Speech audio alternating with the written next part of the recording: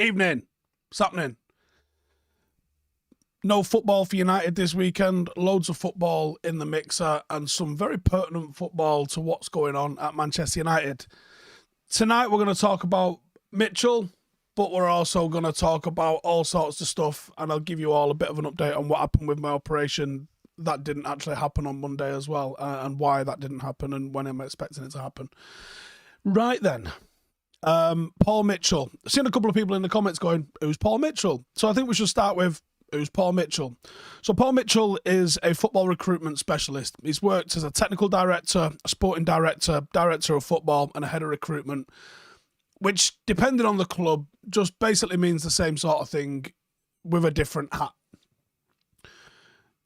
He was successful at MK Dons and taken from MK Dons to Southampton. Southampton, he went to Spurs. From Spurs, he went to RB Leipzig. From RB Leipzig, he went and became sort of like a bit of a director overall as part of the Red Bull football group. He parted ways with them guys, and then he found himself at Monaco for about the last 18 months or so. I just had a look at when was... Someone's like, you don't even know who he is on Twitter earlier. I was like, right, all right. It was 3 years ago I did a video on wanting him as Manchester United director of football. So, yeah, maybe I don't know who he is, mate. Maybe it was all just a ruse. But either way, who is he? Well, he's a Manchester United fan, for starters. But he's been incredibly successful in recruiting teams and finding those sort of undercover players and having a real strategy that makes whatever team he's at be successful, not for just the period that he's there, but following the fact that he's there as well. You look at what all of the teams that he's been at have been known for. Some of the players he uncovered at Southampton are absolutely ridiculous. What Southampton scouting did under his tutelage is sensational stuff. What Spurs did was sensational. Do you remember that whole Poch's spent nothing and he's got to the Champions League thing? The reason he spent nothing was the summer that he spent nothing, Mitchell went. So I don't know if it was because Mitchell was the guy identifying and bringing in targets, and once he went, they had nobody there that knew what they were doing. I'm not sure. The truth will never come out on that. Here's what I know. There was no way Pochettino was just like, yeah, I just don't want to sign anyone this summer. I remember talking about it at the time, and I was saying, like, when you look at that Spurs 11, on paper at the start of that season, to bring somebody in, you was looking at probably 70, 80 million pound. They had a very good starting 11. They arguably needed depth, but they had a pretty good starting 11. You think to drastically improve this starting 11 is going to cost you maybe 100 million. Daniel Levy's never doing that. He's never signing that check. So, someone's just commented, borderline, in the fucking chat, and now I'm having flashbacks. For anyone who's interested, Janine's just got up about 2 hours ago. She was in shit state. Paul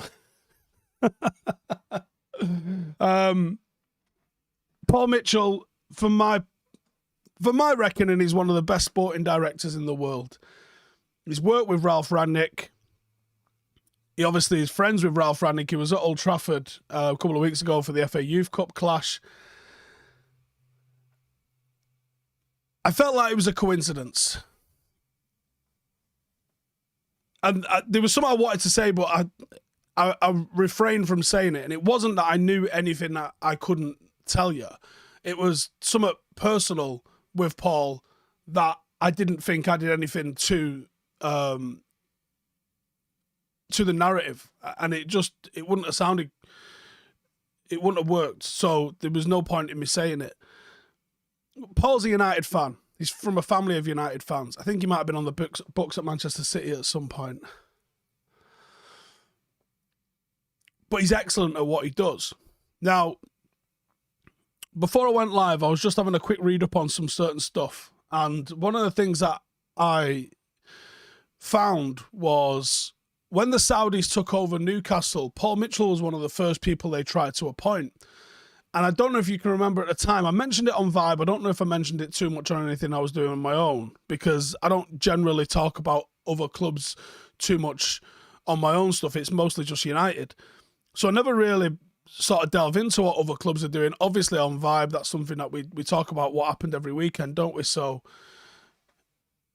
I think I would rather focus on talking about other clubs on that stuff. But one of the things that I mentioned when I heard Newcastle Saudi takeover was happening, I'd heard that they were in for Ralf Rangnick, and I was like, oh, that means they've got someone who knows what they're doing in charge. And the same when they were sort of rumoured with Mitchell. Now, Mitchell supposedly rejected United and Newcastle back in December. Now, 3 months later, and you think, do you know what? A lot of comments in here saying, is he from Staley Bridge? Yes, he is from Staley Bridge.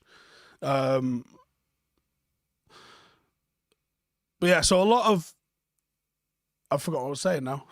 Sorry, I should stop reading the comments, shouldn't I, when I'm trying to say something? It absolutely froze me. So, 3 months ago, rejected Newcastle, rejected United, and now news is coming out that he's looking like he's parting ways at Monaco. Immediately, everyone's drawing those connections to United. Now, here's what they were saying about Mitchell to United back in December. They were saying that United want him to head up our recruitment department. Now, for me, that's the best news that you could hear. As with any of these reports, as with any of these sort of appointments at United, they're only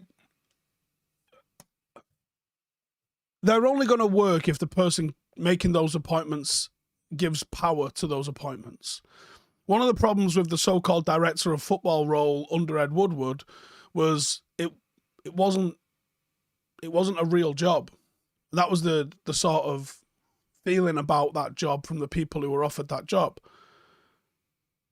Like I said to you the other day, I'm fully prepared to be open-minded about what Richard Arnold's going to bring to this party.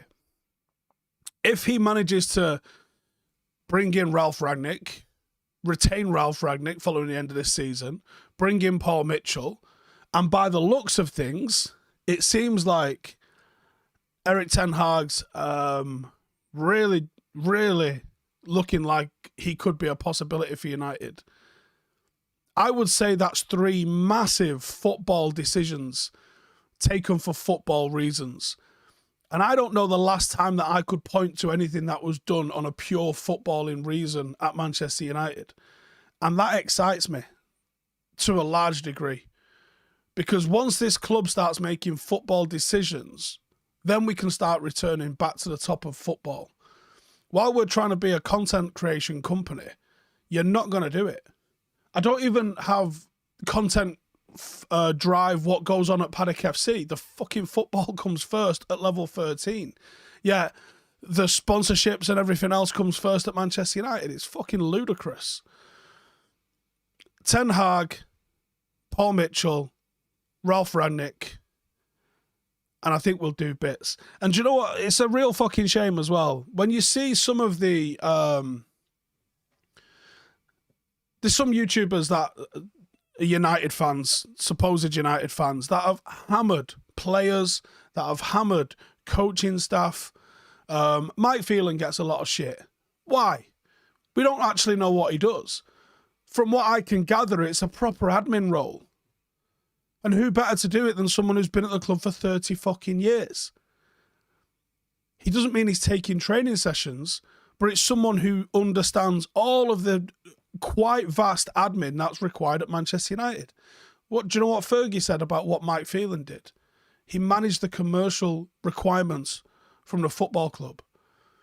That's a massive job. When you think about how many commercial pulls are on the player's time, having someone that's been here for 30 years, knows how Fergie wants to rock it, having him still at the club, because you've got to deal with these requirements from all of the sponsors because they keep the lights on. Having someone like Mike Phelan who can manage the players' commercial stuff around the stuff that they need to do to get themselves better at football is a massive asset.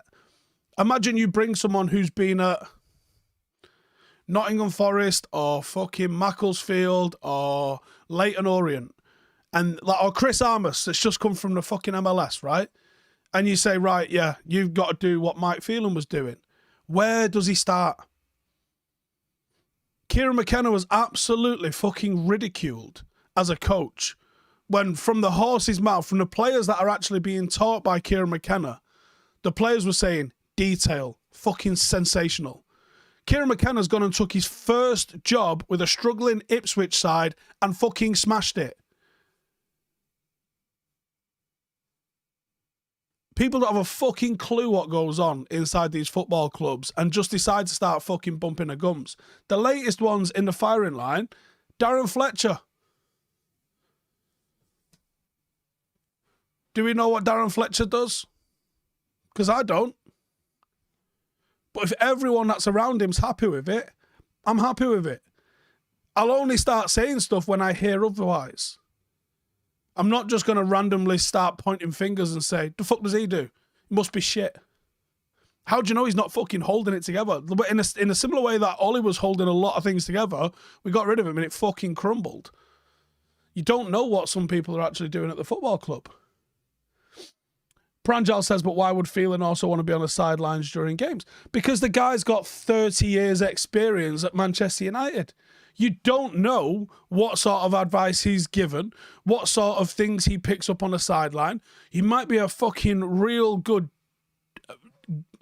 sort of reader of the mood of everything that's going on the pitch. I can't imagine there's loads of people that are employed at Manchester. Like I always say this, there is the impression of competence that would shock you when you know the truth. But trust me, if I hear stuff that's not right at a football club, I call it out.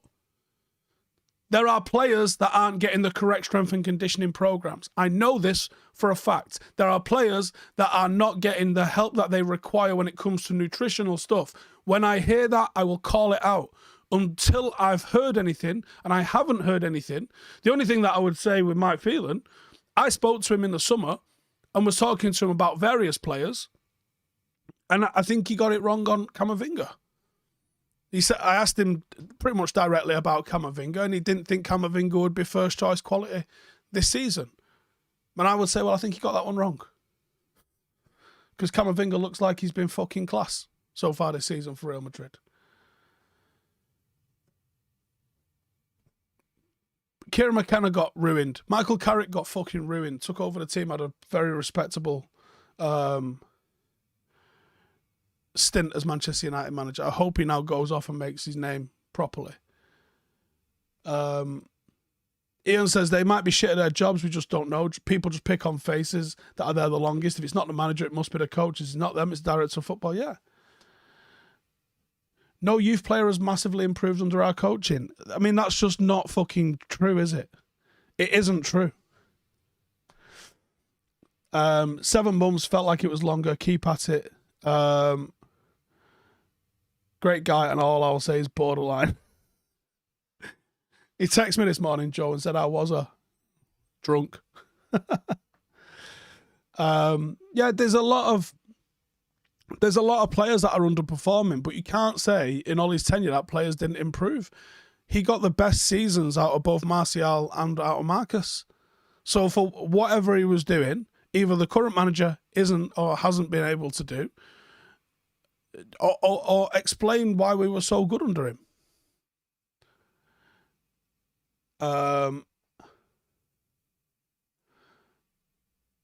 Simon says a lot of misguided people think that Mickey Phelan's borderline stealing a living. How many times is that going to throw up tonight? Might make you all do shots again.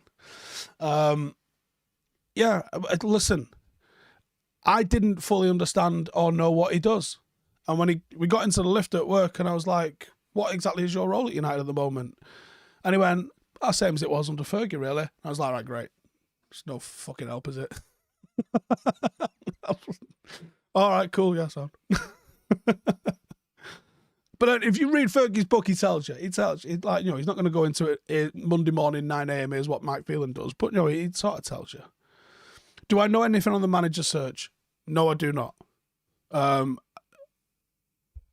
I think that reading between the lines on things I've heard a little bit, it seems that we're in for Poch and Ten Hag. Breaking news, everybody. I'm not 100% sure that the search is anyone outside of those. I can see someone like Tuchel and Howson, being added into that. But I'm pretty sure those are our two main targets. And by the sounds of things, we're going to have made our choice in the next 2 weeks. I think it's starting to lean over to Ten Hag in a little bit of a way. Or I don't know if I'm projecting that, though, because I want that. Julio says, for me, staying the guys at Paddock are where it's at for United YouTube. Know what they're talking about, not deluded, all-round good guys, not part of the toxic fan base. Just try and have a laugh. I mean, I don't know if you saw the tier list video. People were getting angry in the tier list video comments that we even did a tier list video. It's just a bit of fun. Honestly, people take stuff on YouTube so fucking serious. It's meant to be entertainment, right? You can get... Things can be entertaining where you learn. It's just the only sort of stuff I really watch. Although I started watching Taboo at weekend. Do you know the big Fijian guy? That I don't... Well, so far he's not spoke. And he sort of just lurked around at the back a little bit when they were getting onto a boat. I used to play rugby with that guy. So I knew about Taboo because he put it all over his socials when he was doing it. But he's not spoken it just yet. And I didn't know when it was out or where it was out or anything like that. I gather it's not brand new. But yeah, I started watching that. But normally I just watch documentaries or stuff on things that I want to learn about. I don't really watch a lot of nonsense or entertainment like that. You can be entertaining and you can have a laugh in what you're doing. And there can also be information in there, like my previews and stuff like that. You know, they... I hope they're informative. We put a lot of work into them.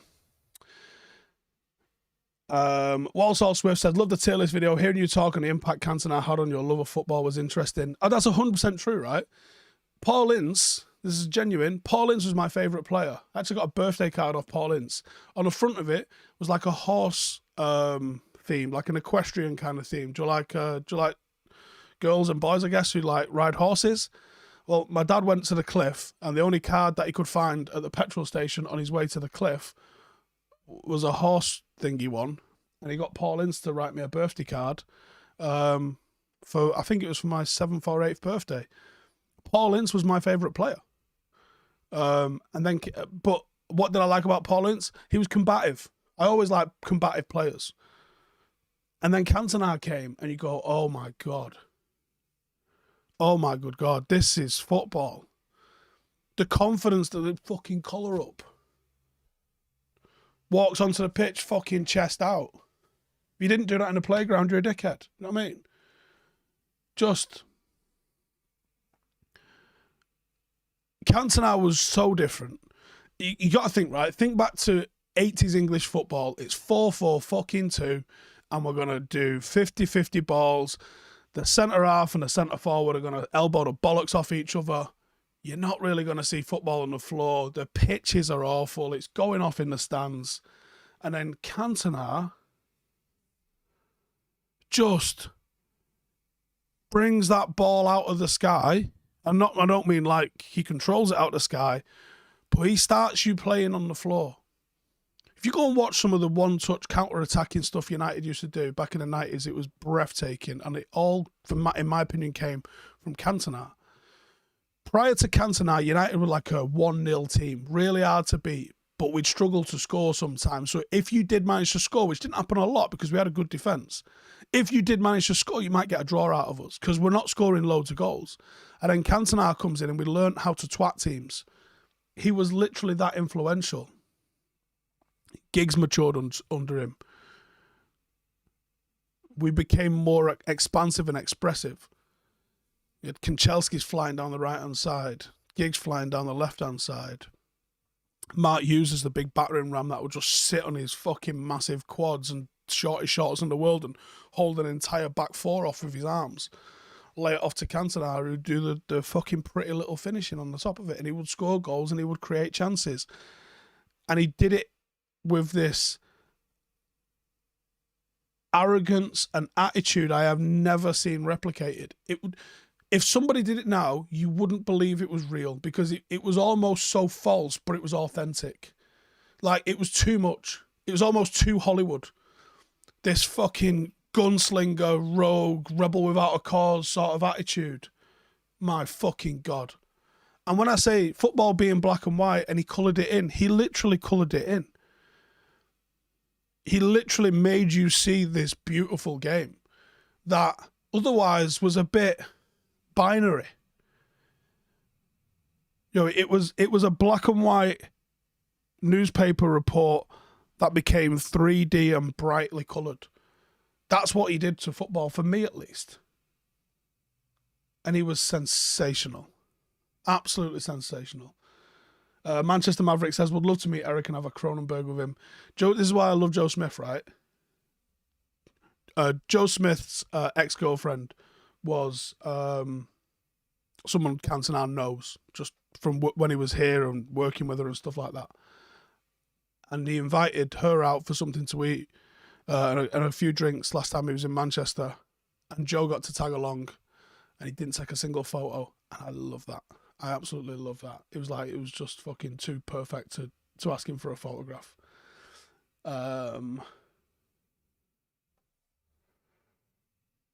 Harry says, Paulin's the governor. Back then we had half a dozen players of character at the club. That 1994 team, just people don't understand, do they? If you didn't see it, you just don't understand. Do we use video analytics for studying tactics, researching on a software for the same? I use WeScout. It breaks everything down into all the different sort of phases of play, tons of different phases, and with that you get to see a ton of corners after another, a ton of counter attacks, a ton of how a team's tackling, how a team's creating chances, and you get to break that down, and you can very quickly get an understanding of where a team's threats are and how good they are. Alex says Taboo was from 2017. Tom Hardy was in it. Between Peaky Blinders seasons, only seen one season, never seen it myself. Any good I might watch. I'm early doors into it, but it looks pretty good at the moment.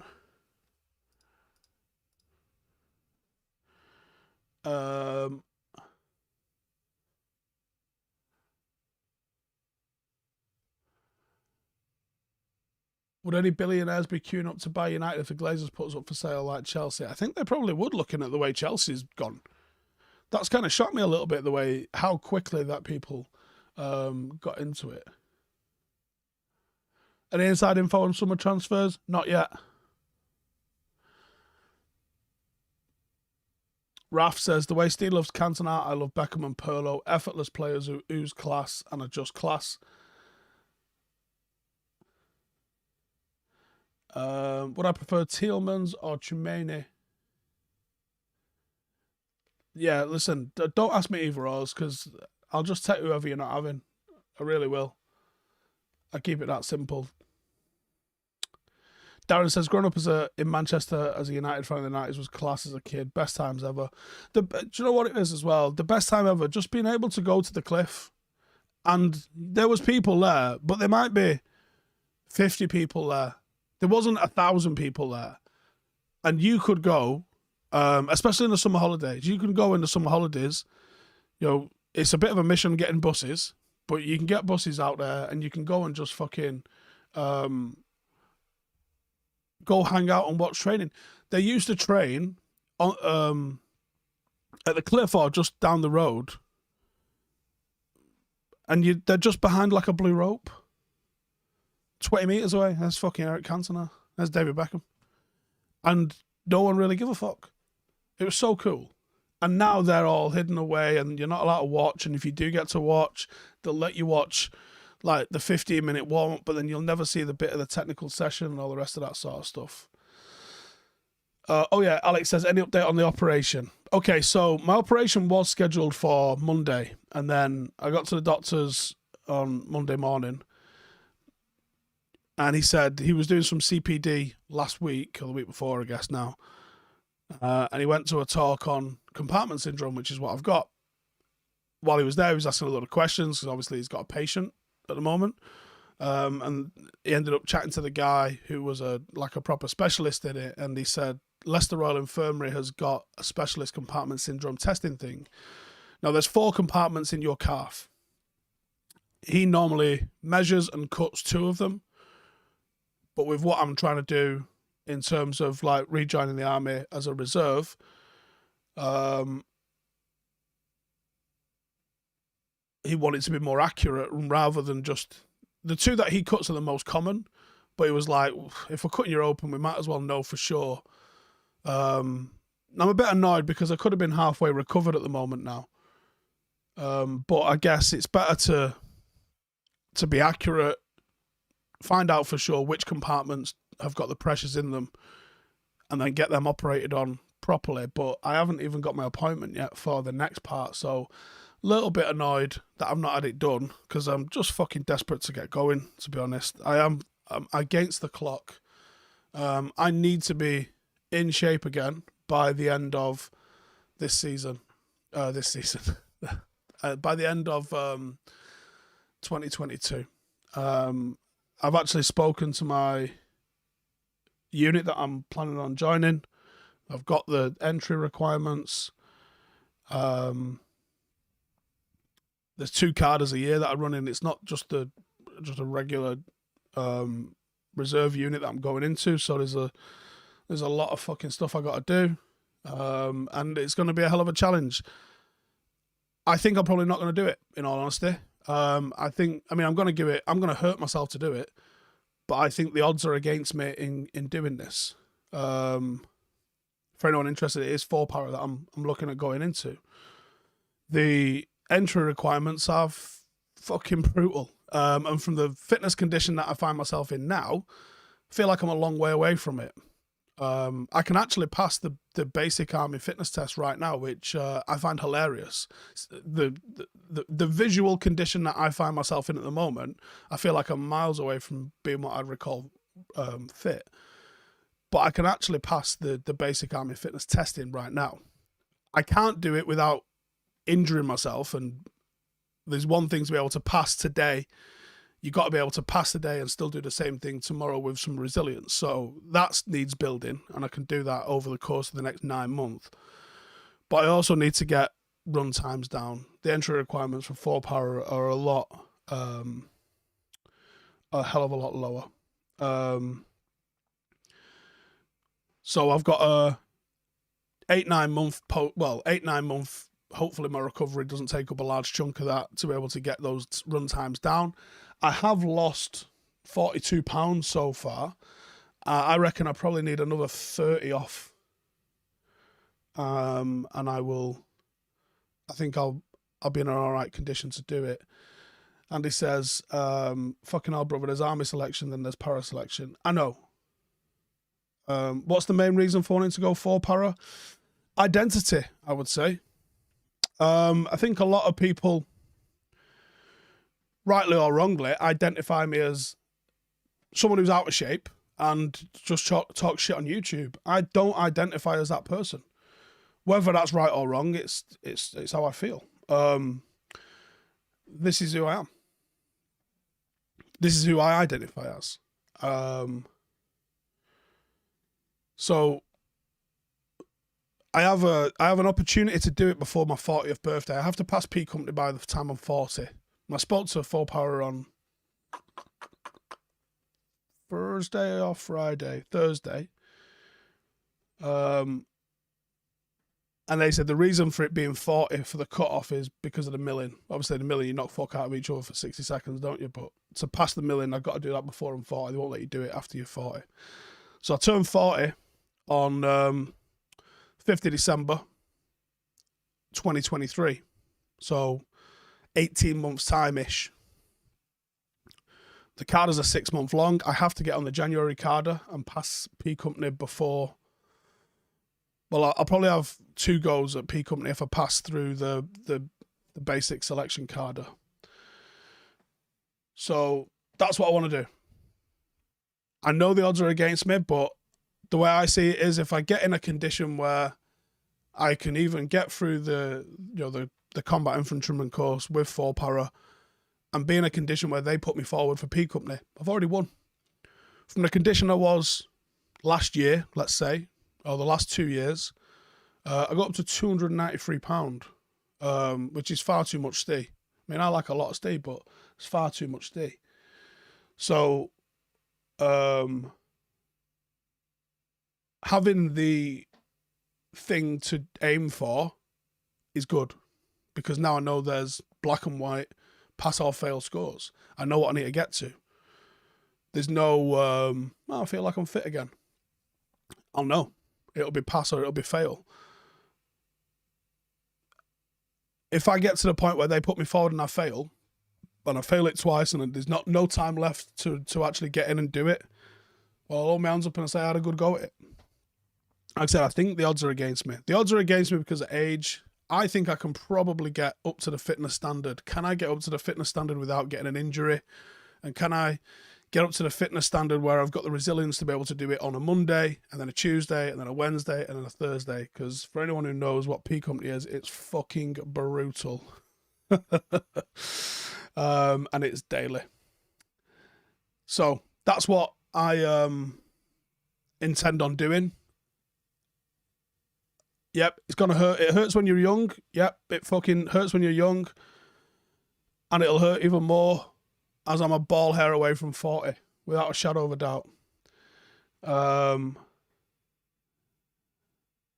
will not be quitting YouTube. Jesse says channel that in the Goggins. Oh, Goggins is on a loop. Don't worry about that. I will not be leaving YouTube to do it. I just got to manage my time to make sure I'm maximizing what I do with both. But that's what I want to do. Iron says you look about 30. I actually don't feel 40. I mean, I know I'm not 40. I'm 38. But in 18 months, I will officially be 40. Far too old for what I plan on doing. But yeah, I don't give a fuck. This is what I want to do. This is who I would like to identify as again. So that's what I'm going to go and try and do for. What does the missus think of it? I think she's by and large behind it. I don't think she's 100% behind it, but I think she's by and large behind it. Seamus with super chat there says, awesome stuff. Hope to get back where you want to be. Makes me want to get my lazy ass running and get fit. The only reason I'm doing the operation is for this. Is that, you know, I'm putting myself through surgery to do this. It may have been in my head. Listen, for those that was aware, I had a bit of a dark year last year. It was in my head a lot in terms of everything that was going on. 20th anniversary of Afghanistan. Next year it'll be the 20th anniversary. Actually, December this year is the 20th anniversary when I did basic training. I don't know. I just think there's something pretty fucking cool in being able to do basic training at 19 and at 39. You know, 20 years experience. If I can still pass basic training, then, you know, I think that's pretty fucking good going in it. Simon says, I'm 40, 3 months into 40. It's all right, you know. Stephen says, I'm 48 and I'm 16 in my head. Yeah, I'm about 18, 19 in my head, I reckon. Chocolate Starfish says, Hill Reps. Beast, yeah. Oh, yes. I'm looking forward to all of that sort of stuff. And like I said, listen, this is for me. There's no external validation here at all, requirement. It's just me. I feel I have to do this. So it's just for me.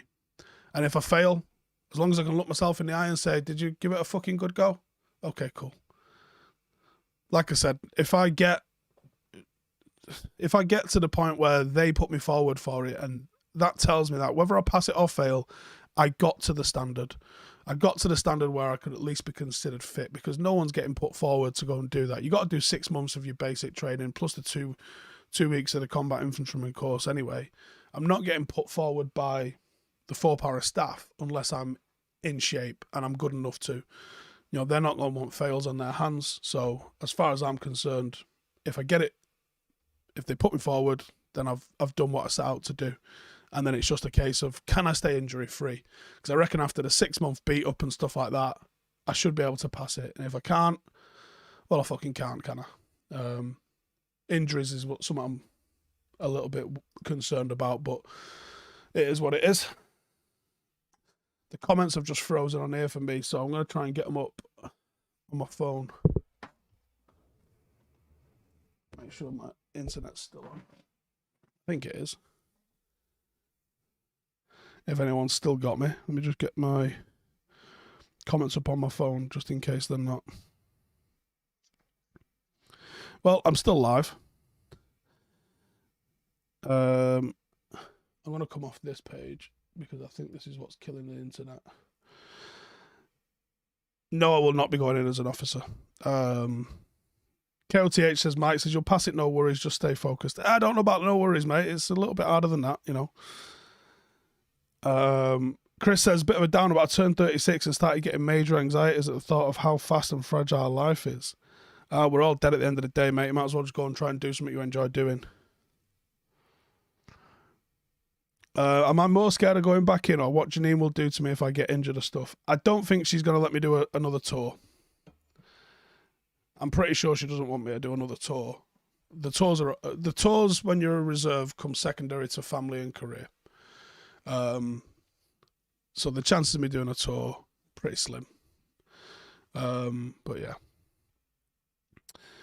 Andy says, if you need someone to train with, happy to come and crack some mile and a halves. I'm assuming you're a veteran with that comment. It's not a mile and a half now, you know. The fitness tests have changed in a big way. The CFT is now 4 kilometers. So instead of being 8 mile, it's 4 kilometers with, it might be 40 kg, you know. No, hang on, I've got it here.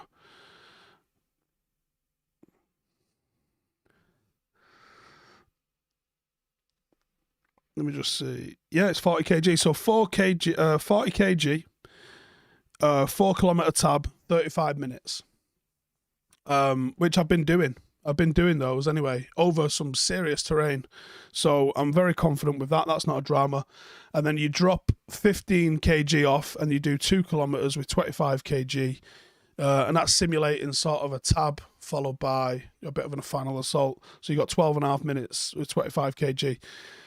I think they're fine, but the entrant for 4 para, instead of being like, it's 10-minute 2Ks, which obviously 2.4K was a mile and a half, whereas now it's a 2K run. I think you got 8 minutes to do it in. So it's like, I actually can pass like just a regular infantry unit fitness test at the moment, which is pathetic. It's 10 minutes and I'm doing 10 minutes at the moment. I'm doing 10 minutes and I can't even fucking run. I am grinding out 10 minutes because my compartment syndrome locks in. And I have to grit it out. As soon as I can run, I think I'll fucking piss. I think it's 8 minutes 15 to 2K. I'm aiming for like 7:30 though, because you never want to just be on the cusp of it, do you? Andy says 4-5 commando, mate. Yeah, you could tell. Alex says, am I doing it for closure as well? I wouldn't say mainly for closure, no, but it definitely is it's definitely a factor, I think, isn't it? Jockey says CFT after a night out used to be a ball ache, but worth the memories for a laugh. I can't remember who I was chatting to the other day. I think it was Woody actually, and he said, I was talking about anything that's minging at the time of doing it when you're in the army is great when you look back on it. And like CO's PT, when Thursday night was international squaddy night out on it, right? Anyone that served knows this. You go out and make an absolute tit of yourself and get smashed on a Thursday, because Friday was like a late start, and by late start it's like by half an hour, innit? But then you go and do CO's PT and it'll just either be a salt course or a tab or a run or something proper fucking gross, but then you're knocked off after that for the weekend. Doing that, minging, hungover, where you think you might die, I think it's character building. Maybe we need more of that. Would I recommend an ethnic joining the army? I'd be real and say I thought there was definitely racism in the army. But yeah, I think you'd be all right. Yeah, I think you'd be all right. Alex says, I see Mokiev won. Oh, I mean, we told you how good it was, didn't we? We did tell you how good it was. I think he's only just getting started. I think the confidence that he's shown in that first fight, he's got more gears to go through, you know, as well. Chocolate starfish, drink all night, tab in the morning. There's something about tabbing hungover. I think because you're hating everything and everyone, that you can just grit through it. I think if you had to do like a 10-mile run, you'd probably not be able to do that. But when it's a tab, I think you get away with it. Chocolate Starfish says, loved it, but never met so many cunts in one place. What was you in? Let us know in the comments.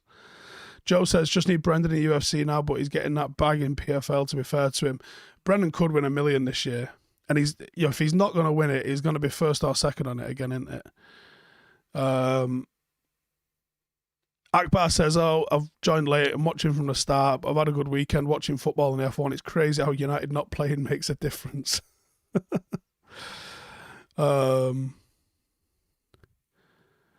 KOTH says, "Didn't know 4-power was that much harder, to be fair."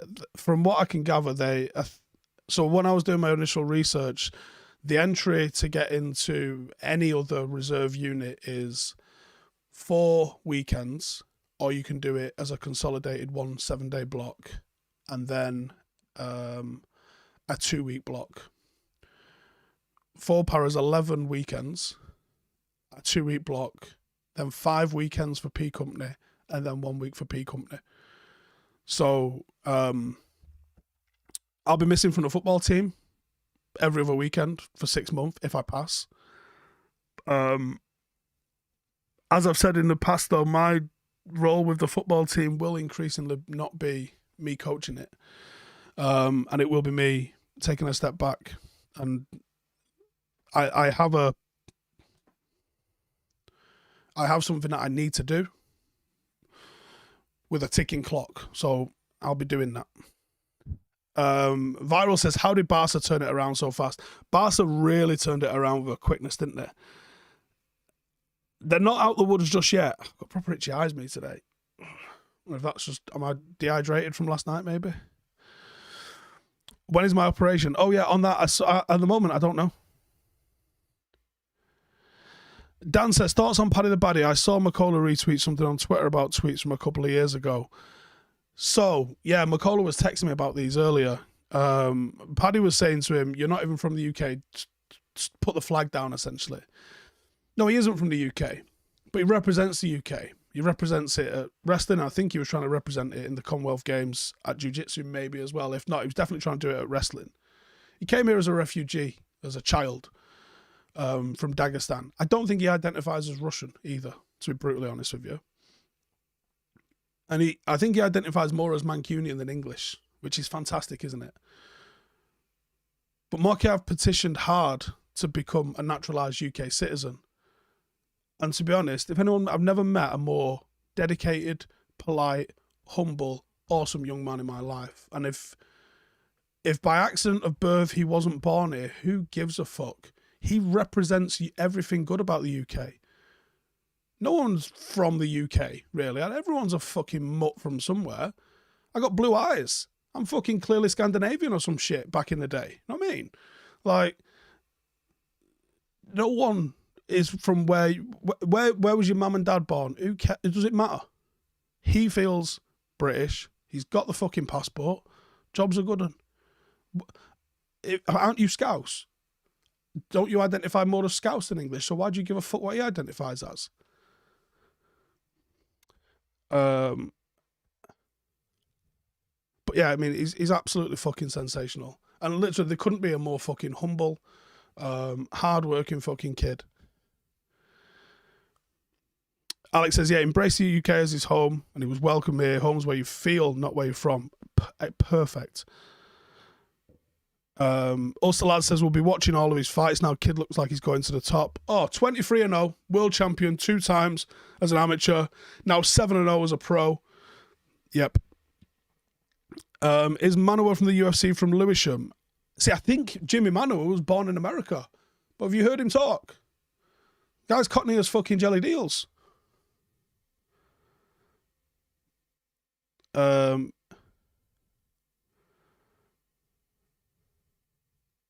Brian says, "You've compared Beckham to Kevin De Bruyne in the past. In that comparison, could Becks and CR7 have worked together in a 4-3-3, in my opinion?"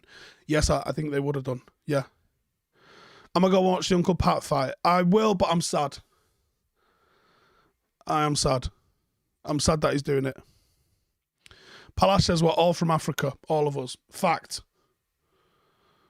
A few of us fucked a Neanderthal more than others. And I think that'd be my ancestors, bad looks of things. From what I can gather, it was those in Europe that did. But all of us are from Africa. That's it. Khabib's from Dagestan. He is.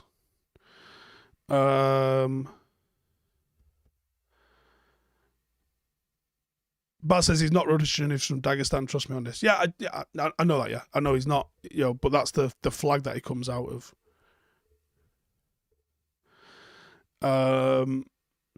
Try to see some more comments.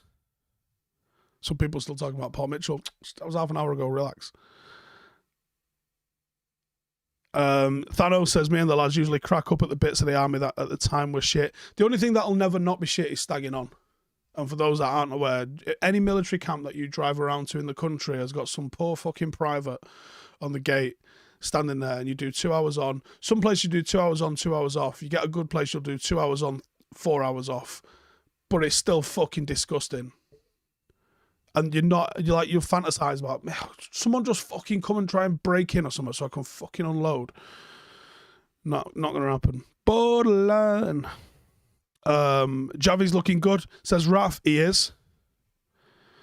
Clayton says, is P Company a parachute company or am I way off? British regiments differ greatly. P Company is Pegasus Company, which is the pre-parachute selection test, which is, in a nutshell, it's 5 days of hell. That's it. Everyone who's an airborne soldier, whether you're an engineer or a signaller or whatever you are, will pass through P Company for those. I think it's 3 weeks beat up and then 5 days of fucking absolute raggings. There's only one thing that's pass or fail, I think, which is Trinasium. Everything else you are scored out of 10. And then you have to pass with a certain number of points. So there's a log run, stretcher run, all that sort of stuff. 10 miler.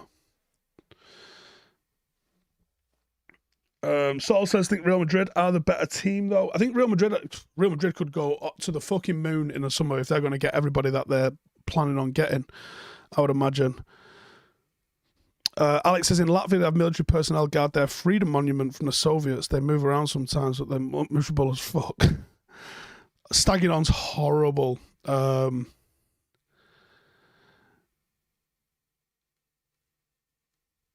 What about Marines? I don't know what the Marines do.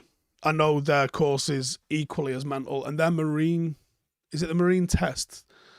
We've got a Marine in the comments, haven't we, Andy? So get where I get this wrong, but the Marine test, I believe, is like 4 or 5 days similar.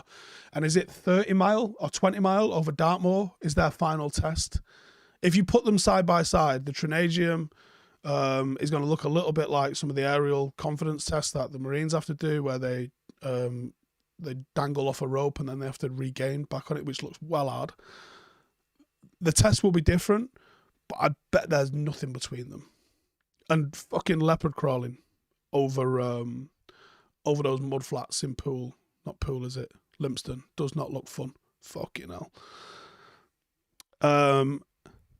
If Everton go down, how much pressure am I putting on Rio to get in Godfrey's ear? Godfrey needs to get back to form this year. He's been shit this year.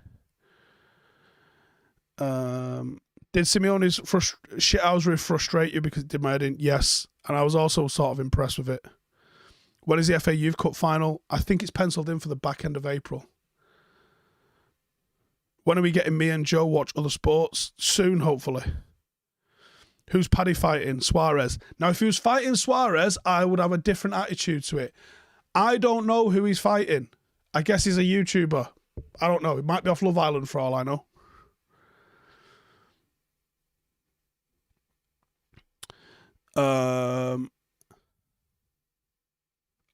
Napalm 420 Death says, all people are not from Africa. It's a made-up myth. You might want to read some different books, mate. Because we are. John Neal says, can't wait for the FA Youth Cup final. I might come and sit with you and Al for it. It's at Old Trafford as well, isn't it? We need to get loads of it down. Ross Murphy says it's a YouTuber. There you go. Will says, to be a para-reservist, do you need to do any skydiving? Yes, you've got to fully qualify the same way the regulars do. No one in the comments asked who's Paul Mitchell, by the way. They did. And it was very early on, actually. IR says we'd have 4 directors of football next season if Mitchell joined. Murta, Fletcher, Rangnick and Mitchell. Yep. Let's hope so. It's better than having none. We went 20 years without having one. We might as well have 4 for a little bit. And I think they're all going to all have slightly different roles. One might cover recruitment. One might cover the technical development of the players. One might be looking at the coaching structure inside the club. There's all sorts of different things that we can do. 30th of April. There's a few people saying. Yeah, so there you go, 30th of April. Are the FA Youth Cup tickets for sale yet? No, but I think they generally open it up to everybody, don't they?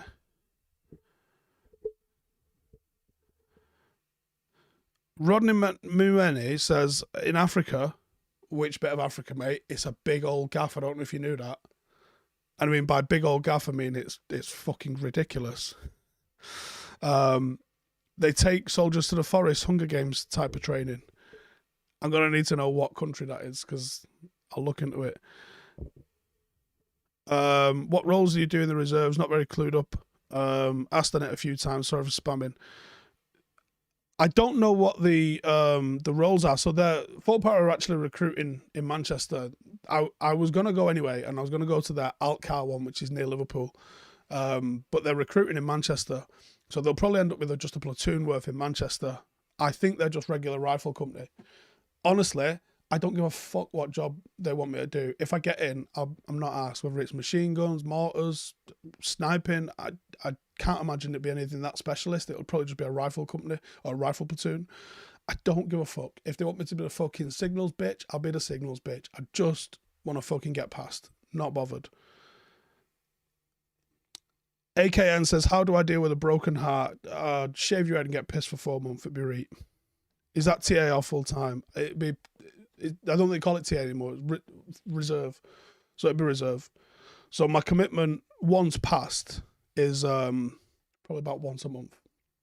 1 weekend a month.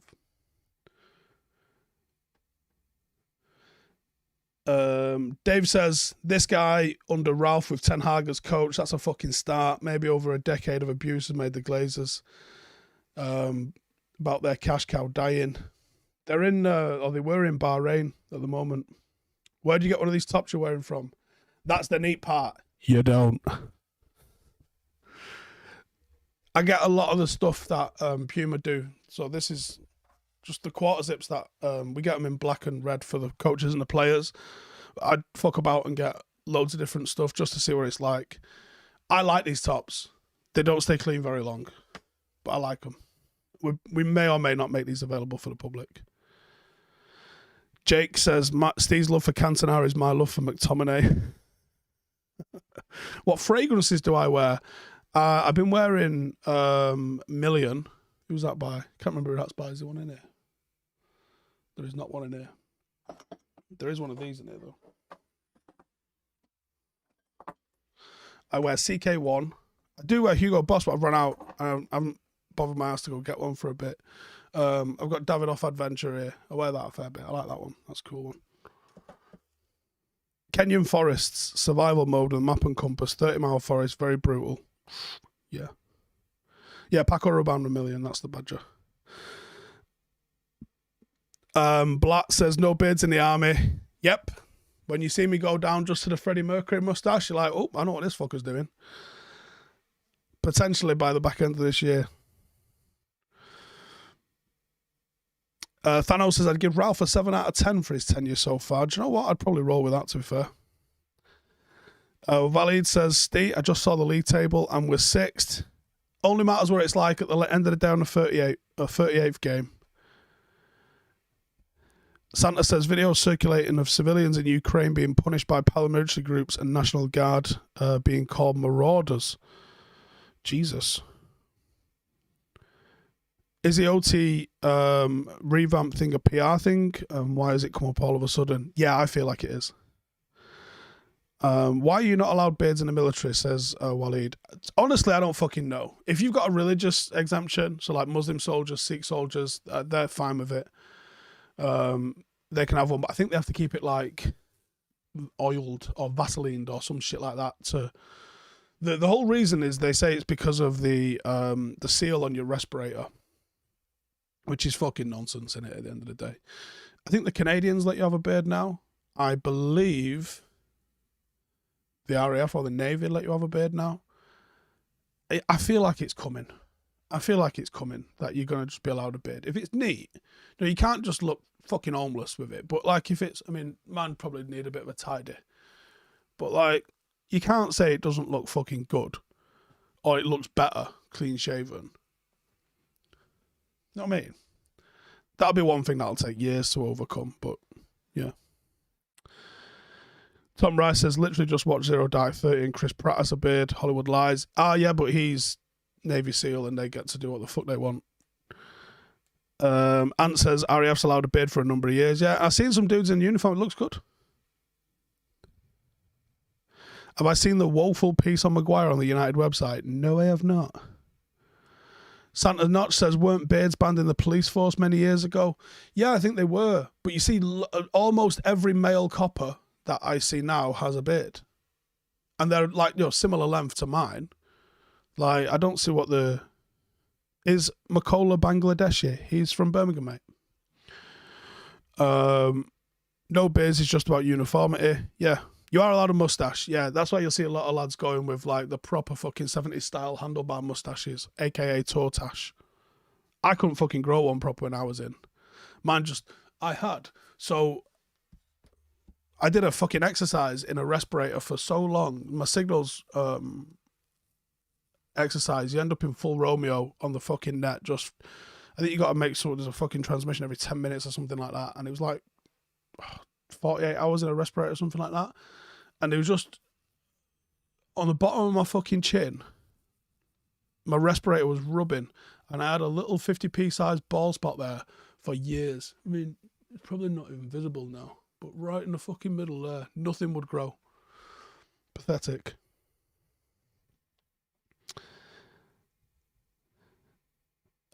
Jockey says, my OWO2 used to make a whole scene at the smallest whiskers. Put it this way, my beard or my facial hair was that shit that I could forget to shave for a day and probably not get gripped. How pathetic's that? Brian Kevill says, I have the Freddie Mercury mustache. It's what I do. Wish me a happy 40th birthday today. Happy 40th, Brian, and congratulations on a fantastic mustache. KOTH says that's a common bald spot, Steve. Right. Yeah, mine was just, it felt like it was because it got fucking rubbed where a certain point of the respirator was fucking sitting. Dan Drake says, how am I doing? What's the format when analysing paddock games and planning for a game ahead? Would I watch 3 games back to find patterns I need to work on?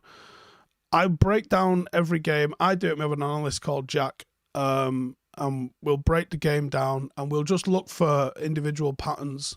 We know what we're working on at the time. We know the things that we're always seeing, positive and negative. We might be looking for switches across midfield, something like that. We have a thing called Rondo and Switch where we're looking at drawing opposition into, the 5 zones of the pitch. So you have wing, half space, centre, half space, wing. We're looking to draw the opposition into 2 of those. Like, if you can get 6 or 7 players into 2 of those, then you've got 3 of those where there's at most 4 players. We want to be able to draw players in, get 1-2 touch done in a little triangle, a little quad there, and then spin it out to the number 6 who's going to attack then when we've got loads and loads of space on the opposite side of the pitch. So we'll be looking for things like that. We were looking to see what mistakes we've made to concede goals because we've had like 2 clean sheets this year. So we know there's going to be goals to fucking analyse. And all the rest of it. Notch says I had to start shaving when I was 15, got ruined at school for being a caveman. Is a San Siro getting knocked down after this season? I think so. Yeah, I'm sure. I read that they were getting a new one anyway. Archie says, any chance of Ralph staying beyond his 2-year consultancy? I think if he's successful, yeah, of course.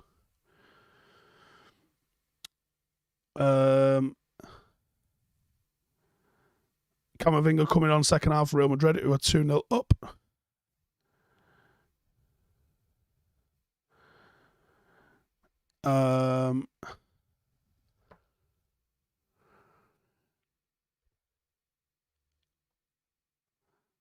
When are we going to be good again, says Waleed. I think it'll be a long ass time, to be honest, mate. Just listen, revel in the fact that we're going to be shit and enjoy it as much as you can. That's all you can do. John says, Mokev's interview was fantastic. Was loving seeing the grin on his face. Can see why you like the lad. He's ace. He's genuinely ace. What's the worst forfeit you had to do in army life? I actually introduced Dave's Insanity Hot Sauce, because I have a group of friends from Manchester that are absolute fucking savages and probably more savage than the army, actually. For anyone who... is it even fucking for sale anymore, Dave's Insanity Hot Sauce, right? Let's have a Google.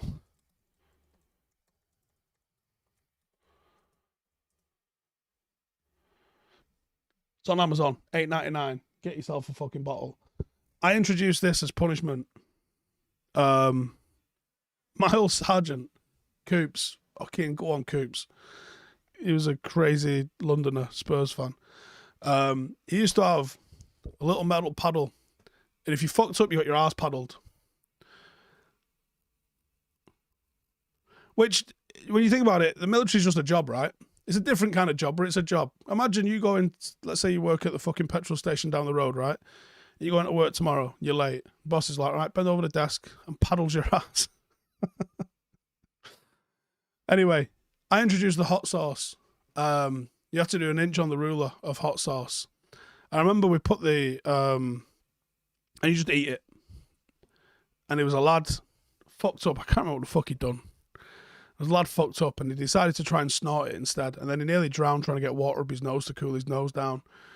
And I remember, because he delayed so long trying to think about how to fucking get it in his nose. The hot sauce was on the ruler longer than it normally is, like when someone just eats it.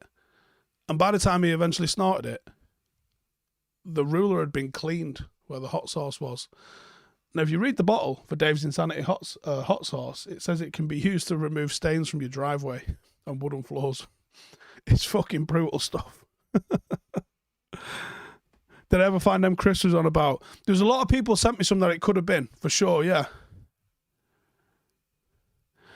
Nathan McCarthy says, is it true the army hand out red and yellow cards for recruits if it gets too much?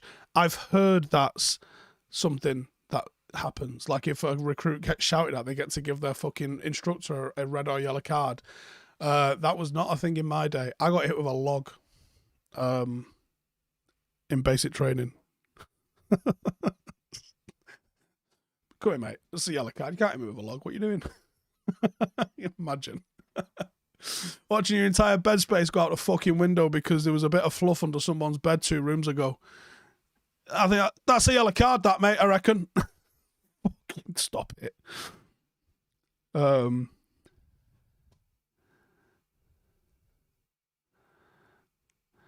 Joe says, I took winning the league for granted so much when I was younger, it was easy. I may get smashed toed for a month next time we min it. Know what I'm saying?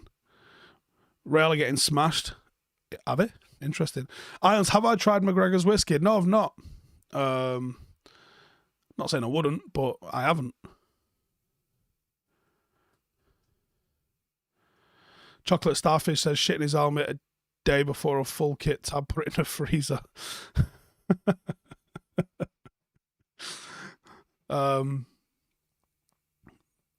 was there's all sorts of poo related things, isn't there, when you think about it? Making things go off in harbour areas and that. Jockey says pranks help you get through most of the tough times. It's almost necessary. Do you have to do joining runs? Yeah. So the protocol for joining for what I'm trying to do is going to be an interview, my medical, which I'm actually worried about because there's all sorts of stuff that this could go tits up on. So interview, then a medical, and then immediately following the both of those getting a thumbs up, it's right, go on then, can you do the minimum run times of what have you got? A level 11 on the bleep test, an 8-minute 15 2-kilometer run. I think 75 press ups, 60 sit ups, something along those lines. And I guess if you ain't doing them, well, pack your shit. Miles says, do reservists in the UK do TDY? What's TDY?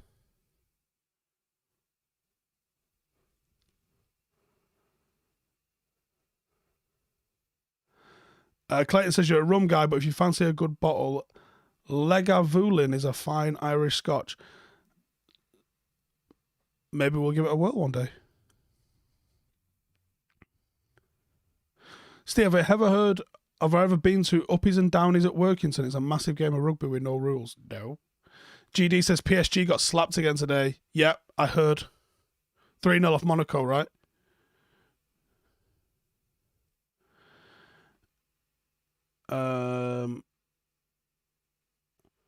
Brighton says McGregor's whiskey's pretty shit.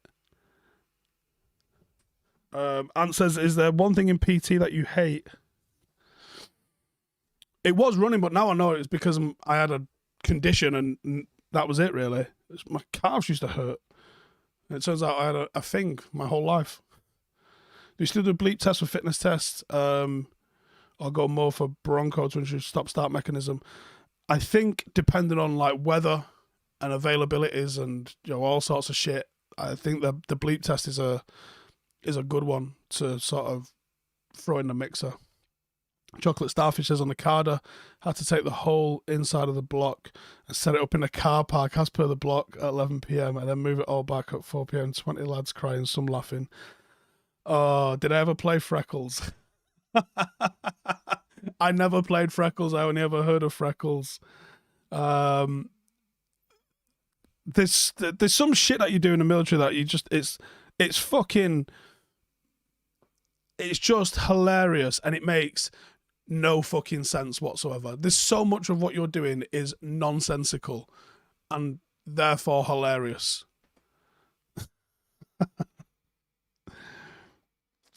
Andy Petty says, any advice to someone trying to join an elite military unit is to get some weight on your back and start running. I'd say start by walking. I wouldn't have thought I wouldn't have thought like 30, 40 kg just in your old fucking night running trainers is going to do you too much good. But I would say just get walking up and down hills, get hill fit for anything, and you've got half a chance, I think. Whether it's paras or whether it's Marines, they call it yomping, we call it tabbing. You just got to put some fucking miles down. That's it. And you got to get used to carrying some big old weight because nothing else is going to replicate it.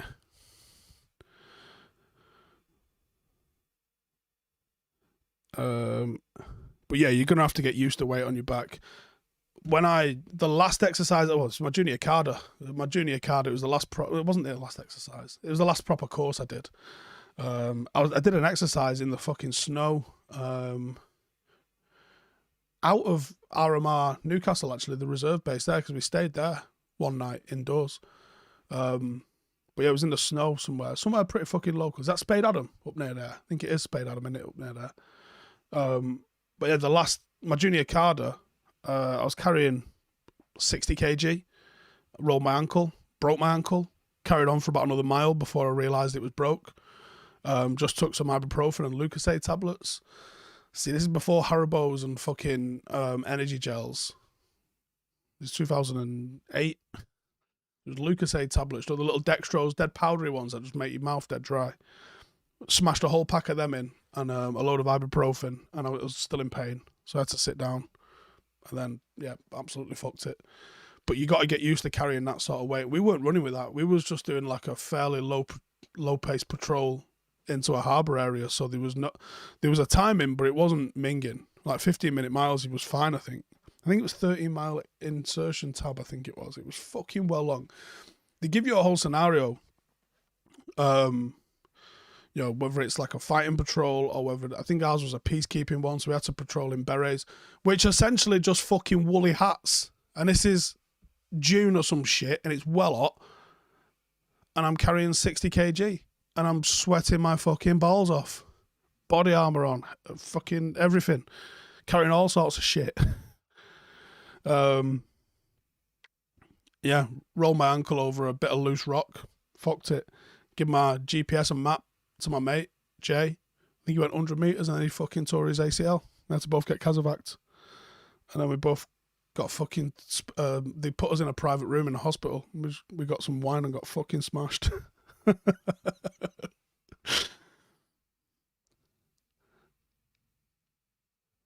Dave Martin says there's a video on YouTube about uppies and downies. I'll have a look at that one.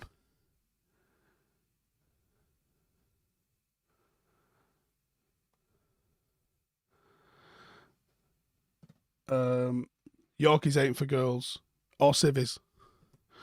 Barca Madrid are in debt, but we rebuild with quality for free. We lose 5-8 players. It's a perfect opportunity to rebuild Sparta. I think it is. I think if you get all these players off our books, that's an opportunity for us. And maybe that's why we're getting someone in. Maybe that's why we're getting somebody in like Mitchell. Chocolate Starfish says, after so long, that weight just gets you no matter what. Oh, it's fucking brutal, isn't it?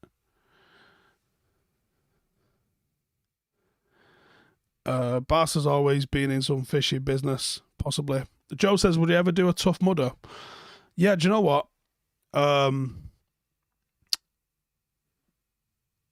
There's two things that I was planning on doing as part of my recovery and also part of proving my fitness for what I'm trying to do towards the end of the year. One of them, I believe, is the 10th of September. Let me just double check.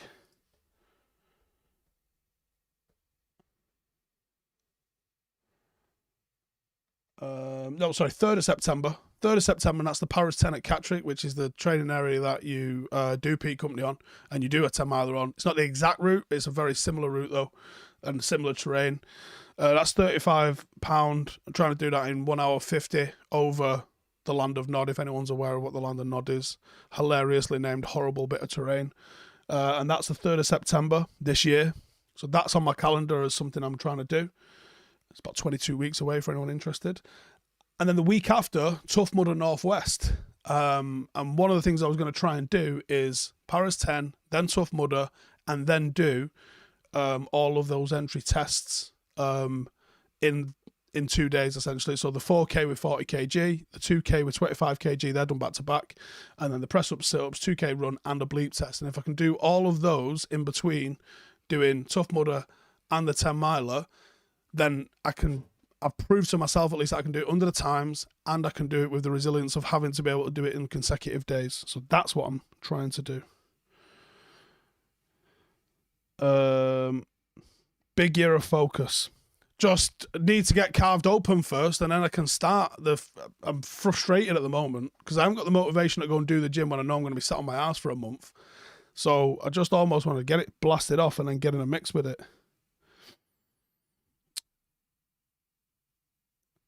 Anyone remember cans of Quattro? The name rings a bell. Was that a lager? Ion says, does occupation affect car insurance premium? Yes, it does. Have I been to Cheetah Mill? What are my thoughts on it? I don't know what you want me to say on that. It's a lovely part of the world. KOTH says, I used to trade all my biscuit browns for the fruit ones, though. Fruit ones, pretty good. The biscuit brown ones, I think you're supposed to put the paste stuff on the biscuit browns on, weren't you? They just didn't do it for me, mate.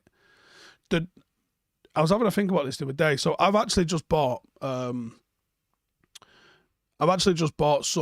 of the current ration packs. Because obviously there's loads of fucking skills that you need to get back up to speed. Map reading, I ain't fucking done map read with a compass for a fucking long old time. I ain't just going to start once I get back into basic training. I want to go in there with having it up to speed. Grid to mag and fucking mag to grid, all that kind of caper. It takes a little bit of practice, so I want to get in there, get some of that lot done. But, up in the Peak District, not too far away, there's some fucking sexy hills. I want to go and spend some time getting smashed and getting fit up and down those.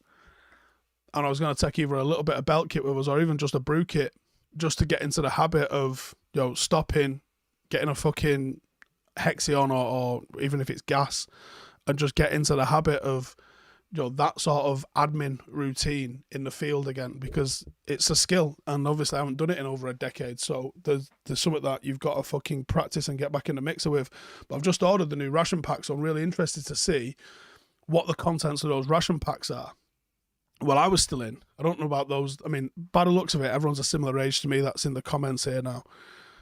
The chocolate pudding that was in the ration packs, I've never been to a restaurant that's even fucking surpassed how nice that dessert was. It was unbelievable, wasn't it? Anyone remember it?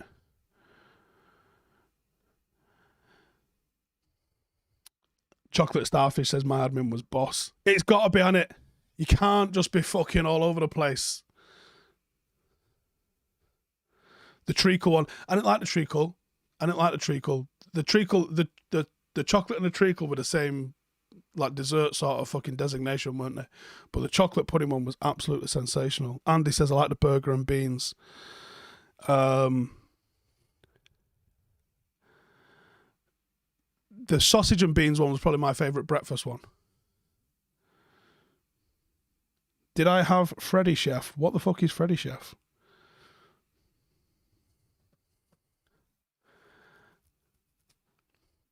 the cows and energy, you knew it. Yeah, from what I could see, the treacle one was just fucking sugar high central, but the chocolate pudding one was mint. I'll do a Patreon video. I think I'll probably vlog a lot of what I'm about to do fitness wise and on this journey wise as Patreon type stuff. But yeah, that's some of the stuff. What's the fucking cool kids doing nowadays in terms of adding their own sauces? I used to have a little bottle, like, what is it, 50ml bottle or so of Tabasco sauce. I don't even know if I'd like that no more. I used to just twat that all over beans and sausage. What's the fucking cool kids putting in their ration packs no more? The chocolate is mint. I don't mean minty flavoured. I mean mint like it's mint. Have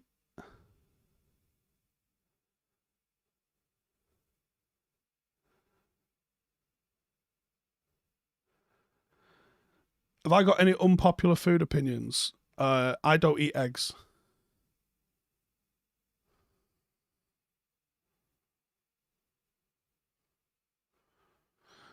Ion says, if I'm working with my premium go down was in education before, I don't know, to be honest. Do you like it's meant to go down after you get like over 25? Mine's never gone down. It goes up every fucking year. Ben says, I remember Quattro fizzy fruit drink in the 80s. Oh, then I don't remember. Chocolate starfish, skill fade. Yep, that's it. This is it. I've got to fucking get it back in the game, Anna. Mint sauce on porridge is the best. What? Do they do different food for fussy eaters? There are, I believe, 10 or 12 variations of it. So if you're Jewish, you need a kosher one. If you're Muslim, you need a halal one. If you're vegetarian, they have vegetarian ones. They do have all sorts of different ones. Depending on the exercises that you get put on, or depending on how do I have a bald egg then? I don't have a bald egg.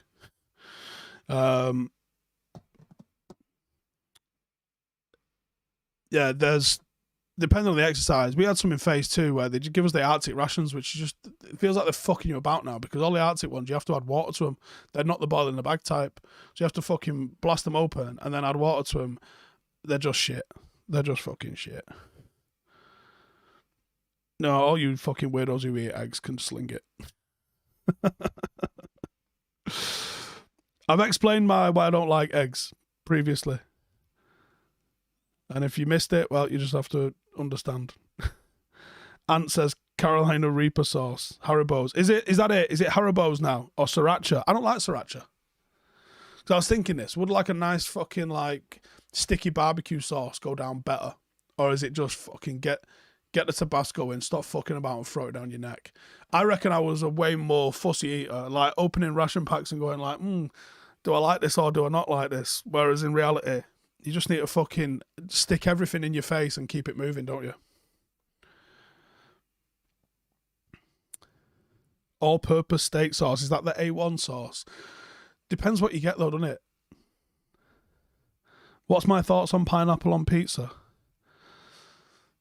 Janine likes it, I don't like it. KOTH says, never had the Arctic packs, I'm glad. They were fucking shit, mate, honestly. I think pretty much every exercise I went on in phase 2, it was like, oh, you're on the Arctic packs again. To the point where I tried to say I was vegetarian for one of them, and I got vegetarian meals, and I was like, oh, just put me back on the fucking Arctic ones. These are shit.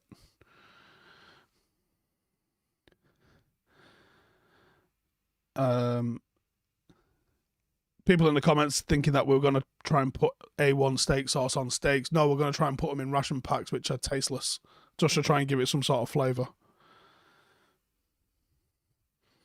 Andy says heartburn has come from the depths of Dartmoor to being 33-year-old women now. Oh yeah, that's another thing, isn't it? Like, well, to be fair, you don't eat anything bread based, do you? Like, if I tried to fucking smash in like a bacon butty quickly now, I'd be on the floor.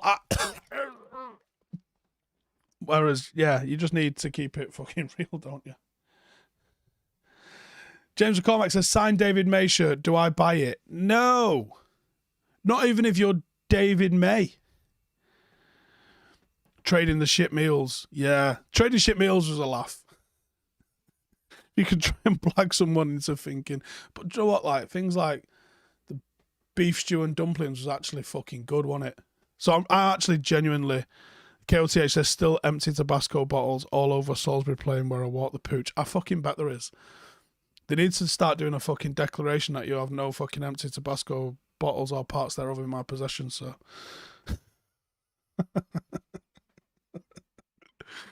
Oh, make Tabasco great again. That paste in a tin, though. That, honestly, if you can eat that paste that comes in those military tins,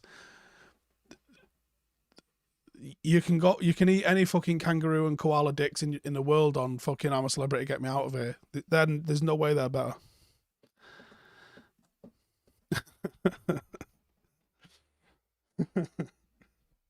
Yeah, but I'll probably do it. Do you know what? I am going to do it, actually. Why have I took the Rashford shirt down? The Rashford shirt was only ever temporary in here anyway, for anyone that was paying attention. I did say, since I've re-established this office up here, what I was going to do with it was make it somewhere to have my military stuff up. So I am actually planning a frame with my medals in, some photographs from Afghanistan and Iraq. I have my dog tag still, things like that. So, I was planning on making that a bit of a display up here, a bayonet. So I was going to stick all that in here.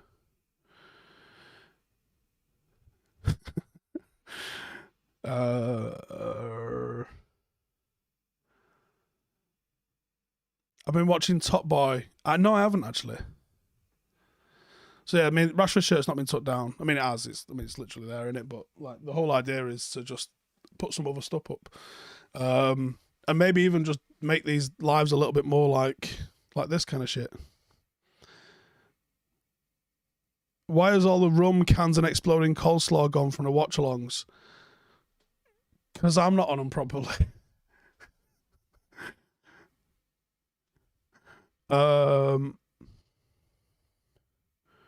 What role does this man play? What role? What's training like in the army? Is it worth the experience? Yeah, I mean, 100%. Will I be reusing my dog tags if I get in? I don't think so. No, I'm assuming they'll issue me another one.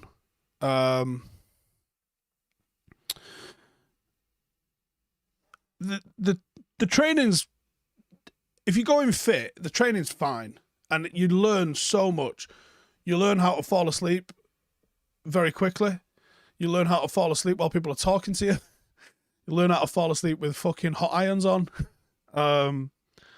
There's a ton of really, really valuable stuff you can learn outside of weapon handling and military tactics. There's a lot of really interesting, valuable things that you can learn. I actually think there should be some sort of, I don't know about national service, but I think there should be some sort of, if I have to do a fucking module on fucking algebra, I think there should maybe be a module at GCSE or A-level levels on practical shit. I mean, I definitely think there should be something on fucking mortgages and interest rates and credit cards and that sort of thing.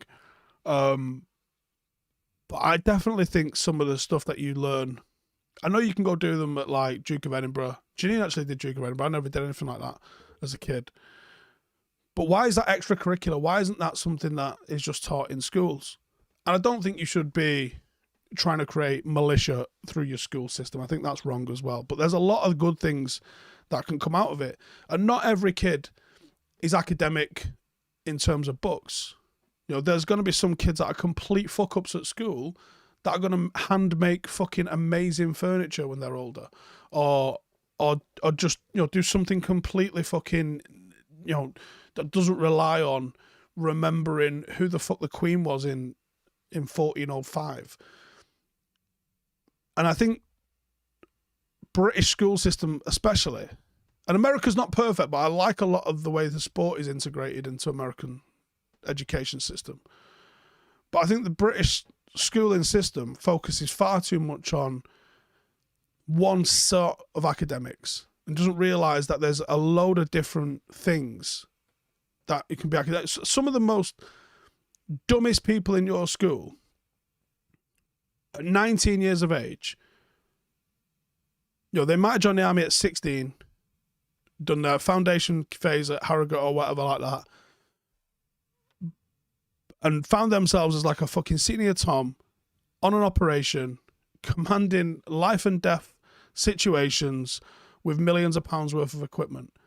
The amount of pressure that some people can go on in them situations and deal with it, not a problem, is insane. But because they've never gone through A-levels and got a degree and all that sort of stuff, they'll be looked down upon. But they've got some serious skills that they're able to bring to the fore under pressure. And I think there's far too much emphasis on one style of learning when there's 24 styles of learning. From practical and even just verbal. And I think that it does a disservice to a lot of fucking people when it's like that. Do I know anyone who went AWOL from the army? No, not really. Nah, it did happen, but I was never friends with anyone that did that.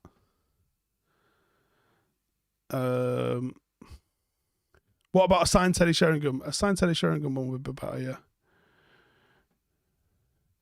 Andy says the youth today would benefit from the discipline of basic training. I think it should be mandatory for those that don't pursue education that do some sort of basic training in a year as a Joe.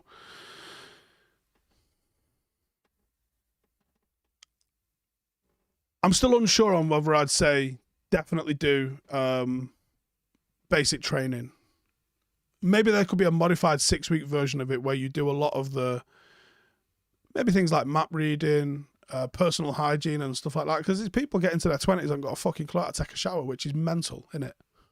But it happens.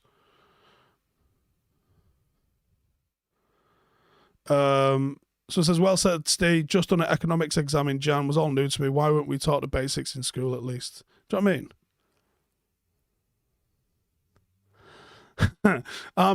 Oliver Lewis says, as a guy with army experience, can I watch any army films without being affected with small details? No. You can't help but point out things that are wrong. But it's the same with anyone that's had any sort of job. I bet if you're a pilot, like an airline pilot, and you watch a film, you're going fucking mental at the things that are so obviously wrong. I mean, it's my own fault for watching it, but there's I'll use this bottle of water, for example, right? So there's a radio, which I forget which radio it is now. But there's a radio which has a throat mic, right? And the main component for it is about this big, right? And that just goes in a fucking bag. It's got a throat mic, and I think there's a Pressel maybe that goes on your fucking chest or something like that. And there's a headset attached with it. And on fucking Ultimate Force, someone grabs it like this and talks into it. And that's one example, but there's a fucking 1,000 examples of stuff that people do, and you go, anything British is usually the berets. The berets are shocking. American berets are shocking out the box. I don't know why they insist on the biggest berets in the world. But British berets, all pulled down at the fucking back like my hat, like now, is not how you do it. It's meant to be like that, really, if anything. Not like fucking this. Or, no, just fucking have a word. Andy says, I do wonder what training would be like now in this snowflake society. I will report back. However, from what I can hear, 4 para keep it pretty real. I think it would be Snowflake Central if you just join one of the, the mass reserve sort of weekender things. They don't do locker inspections. I believe the tabs are 3 miles. I think a lot of it is civvies dressing up as soldiers, whereas from what I've been told from people involved, this one's a little bit more as we would all hope it would be. KOTH says, I can't even watch historical things as we know the weapons used are wrong and the swords are going string when drawn. Bowman. It wasn't a bowman, it was a clansman. But I can't remember which radio it was. I want to say it was a... Hang on, let me Google it. Off the top of it, I'm thinking PRC 346. No, wasn't that one. Which is a bowman. Let me Google it. We're Googling Klansman radio types. I think it's...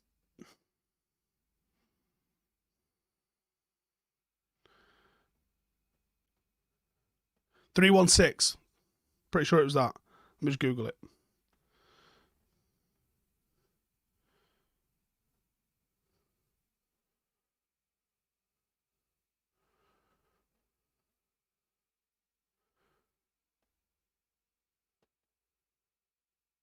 Was it 316?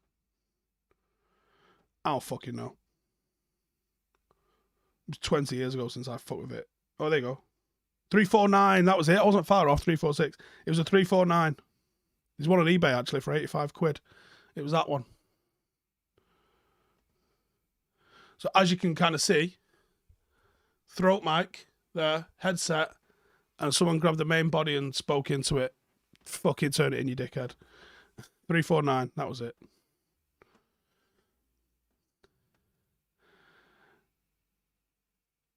Andy says, I spent some serious time on perfecting the lid. What's the funniest thing I've seen someone getting offended by? Oh, I don't know. Notch says, when's the rundown likely to be? 16th or 23rd? Do we know? We was actually talking about this on the way in yesterday because Janine's got like some stuff this week. So, I think, yeah, 23rd or 30th is potentially going to be it. Is it all still Bowman comms? I haven't a fucking clue. I haven't got a fucking clue. Like, honestly, I mean, I've still got my old webbing down here. Like,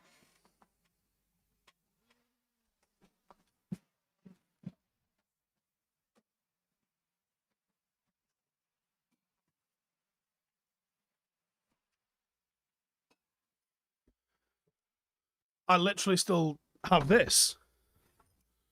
Like, what's going to happen when I turn up with that? I'm like, fucking hell, Grandad. What day's the fucking Second World War finishing or what? Everything now, shooter belts and fucking plate carriers, isn't it? Like, I'm literally going to look like some silly cunt turning up with fucking World War II stuff and putties and that.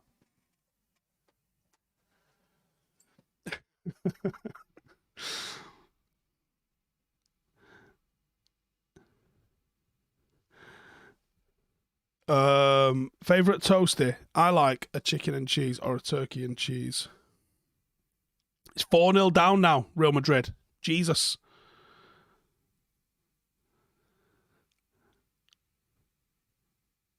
They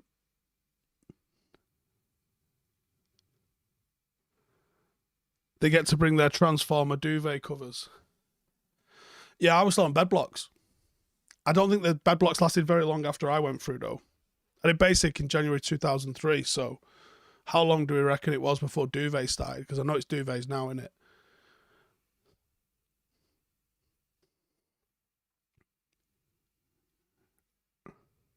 Do I watch your mum's house and Two Bears, One Cave? When I tune in, but I haven't tuned in for a while, you know. Graham Anderson says, hopefully trying to arrange a friendly against the paddock. You are, or is someone?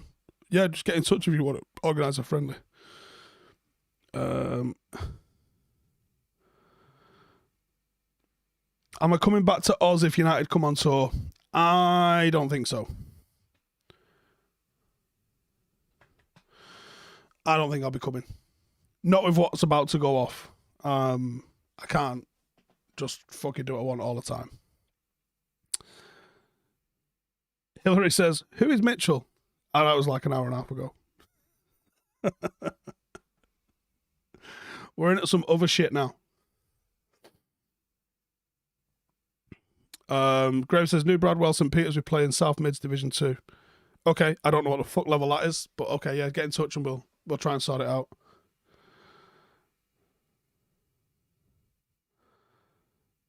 Josh says, I'm putting things like basic training at schools. You lose a lot of people when you make it mandatory. I'm Irish and I hated learning Irish in school. 21 now, I'd be happy to learn.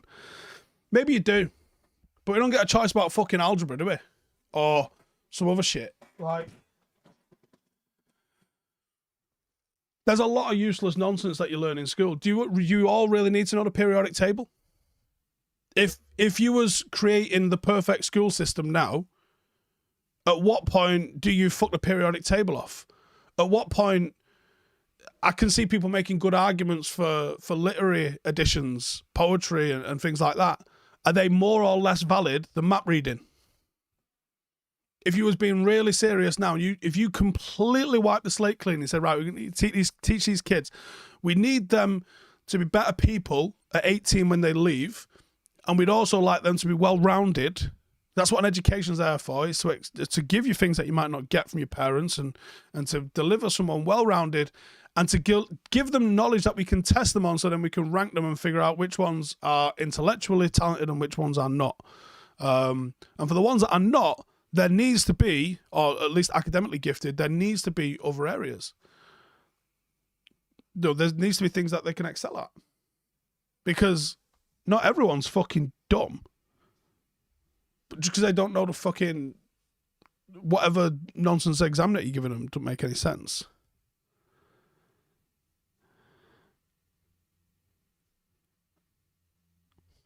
Mankey says, basic lit and maths is required though. Yeah, I can understand that.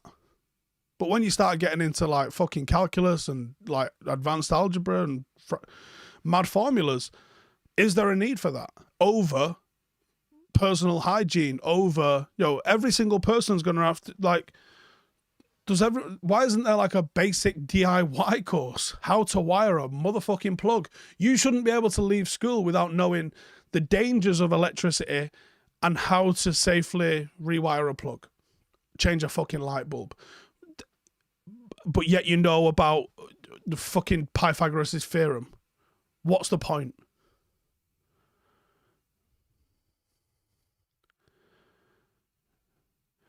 Alex C says, curriculum's far too narrow, which means most kids don't discover their talent. Notch says, am I happy with what schools taught Jade?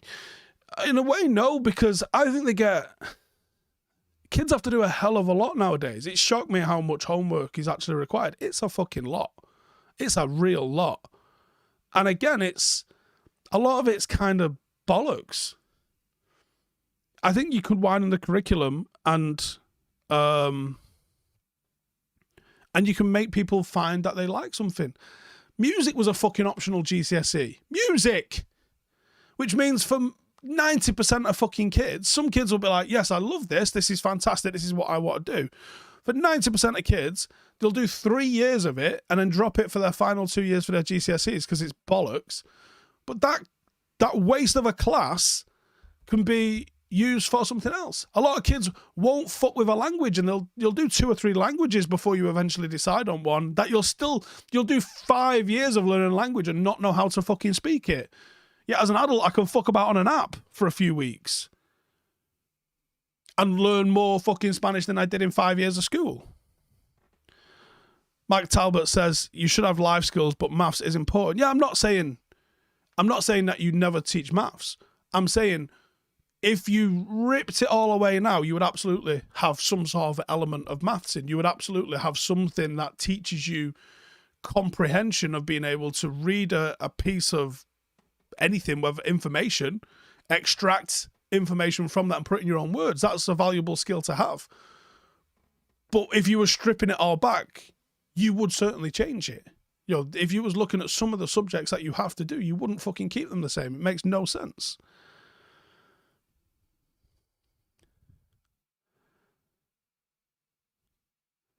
Andy Hughes says, get rid of homework. I think there's uses for homework. I think the amount of homework that they do is too much. But I think there is some use for study on your own, away from the rest of the class, away from help almost from the teachers. I think that you do find what kids are capable of doing. but there's too much. Like, there should maybe be a couple of pieces a week, across your 10 subjects. You shouldn't get 10 pieces of homework every single week. That's bonkers.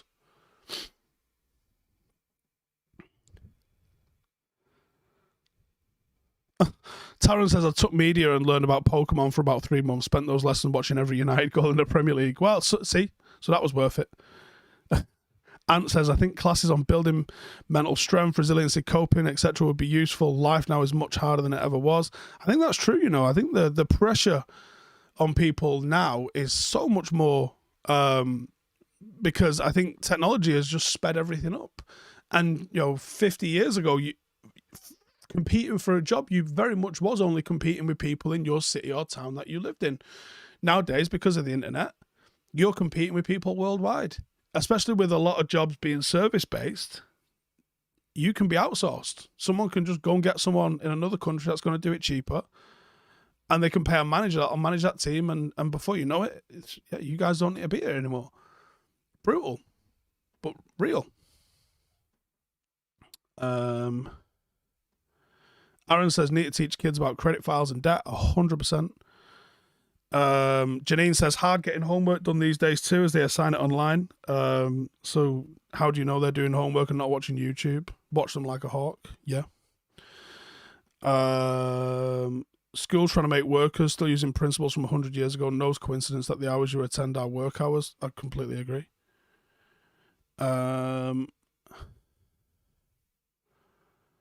Notch says, I did music O-level at school, but it was optional. There was only 4 of us in the class. Andy says, why can't they keep children's work in school for as long as possible, give them a chance to enjoy being young? Yeah, I would say as you get to high school, I think there's more. I want to know how deeply they understand the different topics, and I think homework's a good place for them to do that.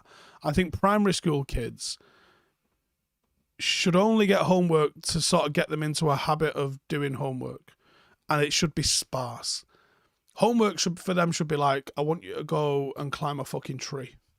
Or I want you to go and play a sport that you've never tried before. Or I want you to take your fucking parents on a walk somewhere. Or I want you to go and find 5 different colours of leaves in the woods with your parents. Or something along those lines. Or go and learn about an animal that you don't know. That is what primary school kids should be doing, maybe. David Burns should teach kids the basic of computers and how to use the internet safely. Yeah.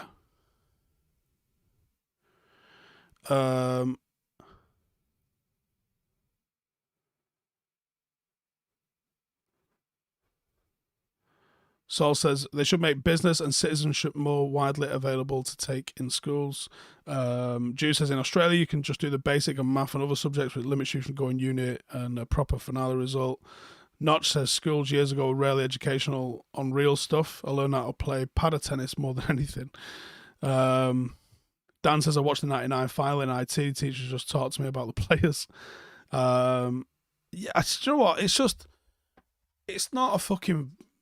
It's clearly not a great system, is it? You might get to the end of it and have your exams, but are you educated? Are you confident? All anyone wants for their fucking kids is for them to discover what makes them happy. And that's it. And then can they go and be successful and make themselves happy doing it? That's it. I couldn't give a fuck what it's in, what it's doing, anything like that. Discover what makes you happy. And I think school's far too narrow. Like, when you do your career day type things, I only ever wanted to join the military. I even looked at going to that Welbeck College, which is, that was what I had. I think before you do your options, so year 9 or whatever it is, I looked to go to Welbeck College, but to go Welbeck College, especially being from Manchester, and I'm glad I didn't in a way as well, to go Welbeck College and be from Manchester is prepping you to go to Sandhurst and become an officer. But you had to get like fucking 3 A's, and I was never going to get 3 A's. So that got chinned off pretty quickly. But joining the military was something that I think I made my mind up at 7, and then that was me. I was doing that. And I went to go join at 16. And then I got signed by Salford at rugby. So I paused it. And then as soon as Salford chinned me off at 18, I went and joined. It was something I was always going to do. But you're told, or it's almost treated as, this is kind of a last resort kind of thing. Not understanding, like, everyone's so hung up on qualifications. I employ people now. I rarely look at qualifications. I want to know, can you do the job? Yes. All right, well, let's see that you can do the job. That's it. Like, we hired a replacement for Cam on the fan channel. Have you all seen that he's working at United now? We hired a replacement for Cam at the fan channel. I don't know what qualifications he's got. At all, the replacement that we hired. But I know he can do the job. We give him a couple of tasks in an interview, and he smashed them. Hired. But as you're leaving school and as you're going through education, the sort of... the way they paint the picture for you is, if you don't get exams, if you don't get A-levels, if you don't have a degree, you're fucking worthless. And this is why the school system is wrong, is because it's taught by people who did that exact path. You don't get exposed to people who are successful without doing that. And I'm not talking about your fucking Jeremy Clarksons who just be like, wait, I got no A-levels and I turned out all right. There's a million other paths from being someone who invents things or being some sort of business person to the million different careers that you can have without formal education and degrees. I know Notch in the comments is a fucking chef. You don't learn that at school. You got to go get your experience in doing that. You can't just fucking get your GCSE in cooking and be a fucking chef. There's a lot of jobs that you're going to have to prove experience and expertise in that aren't formally attested and proven. And the military is one of those. And I remember going through the career stuff, and you do all of the questionnaires, and it gives you a printout. And the printout of the stuff that it was saying for me, it was saying Royal Marine Commando, soldier, firefighter. That was what it always said for what I wanted to do. And also, because you have no experience of what, I mean, you go on work experience. I went and worked at Tameside Sport Development. I basically was a PE teacher for my work experience. You should go and probably do 3 or 4 work experiences, and it should be in random. You should go and get the one that you want to do, and then they should probably take you to a couple that you don't want to do.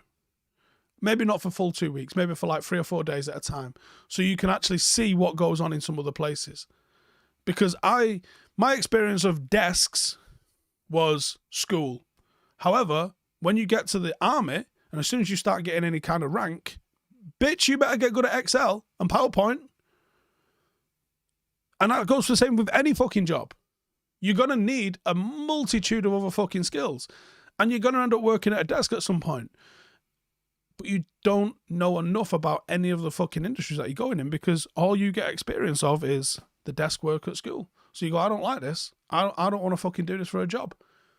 But you don't get experience of, I mean, how many fucking blokes work on building sites?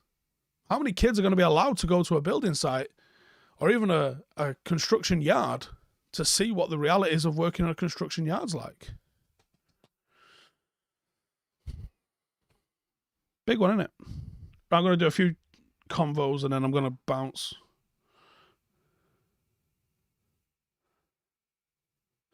Janine says there's a lad in our office that does degrees for fun. Is he on his 4th or something? I think he's got 2 degrees and 2 masters. That's Deji. So if you ever need to email me, Deji's my commercial manager, and he's just got degrees coming out of his ass. He's currently doing another one now. Alex says some people can just get a career by fluke, by doing more educational wise from their habits. Notch, for example, worked on his habit, got qualified as a chef. Schools need that more. Totally. Ajmal says, I had engineers far more intelligent than me, but they can't communicate properly and don't talk with other colleagues. That's another one. James says, I did peak active sport for work experience, although I work at a tip, and I also run a coaching business. Do you know what I mean? Tyrone says, I'm not sure if this is for every school, but mine's stop work experience for everyone. What a fucking joke. Literally, that's there to turn out people so they can get jobs at the end of the day. How the fuck are you going to do that? Dylan says, I dropped out of uni twice, worked in health insurance for a year now at 24, just started a very good job in finances while still taking online courses. There's lots of ways to do things. Ace Nog says, exams have a place because it's giving you problems to solve in a confined time, which is something you will need to do. Coursework or long-term problem solving also has a place. Totally agree. Full-time, 4-0 to Barca. John says, kids should spend time on farms, would teach a lot about work in the world, especially mornings, late nights, heavy machinery, animals, graft responsibility. Yeah, see, I wouldn't like working on a farm, but like, there's some a lot of the time it's the way stuff. Janine's a big fan of Clarkson's fucking farm shop, and if you'd have said to me, "Do you think your missus is gonna like this?" I'd be like, "No, at all," and I don't think I would either. But they've made it entertaining because they've spoken to you in an adult way. They've not tried to dramatize it. They've just gone, here's what working on a farm's all about. Here's the challenges that you've got to overcome. And it's become entertaining and it's fucking real. They can easily do that for every single fucking career that's out there. Oliver says, I need a uni degree for my current job. Use about 5% of what I learned on the degree. I feel like a degree a lot of the time is just to fucking thin the applicants down because they can't be asked going through them all.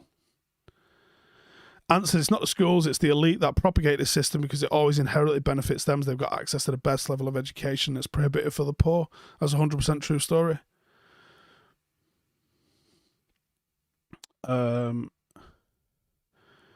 says, I went to Harrogate at 16 with a plan to join the paras, dislocated my shoulder on the final exercise, got held back 3 years. Jesus. Went back in at 19 as a Royal Marine. Interesting, how come you changed?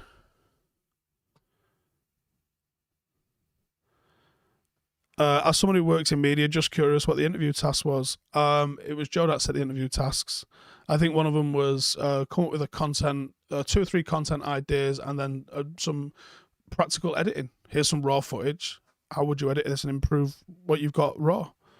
Alex says, UK education needs to be broadened, not so rigid just to academic courses, but more real-world education. In the US, the federal budget separated into academic and recreational. Like that. Joel says, Wells has his own college. Yeah. School should be more about teaching things that offer choice and everyday knowledge and less about programming completely. Andy says, I've always been miles better at producing a piece of work over a long time, but when it comes to exam, I've never been able to perform in that environment. I was horrendous at coursework, but I'd sit down in an exam and smash it out. Janine says, I think most people watch Clarkson's Farm now for Caleb. He's funny. Alex says, UK needs to come the same as leave graduate at 18, but your last 2 years you can choose recreational courses, academic courses. If you do well, get the path to college. Farming industry is rotten, says Jacob. It's all going to be state-owned. Pinch says, might sound strange, but lowering minimum wage would allow companies to give more young people chances to get on the work ladder. I'm not sure about that. I don't know enough about that, to be honest.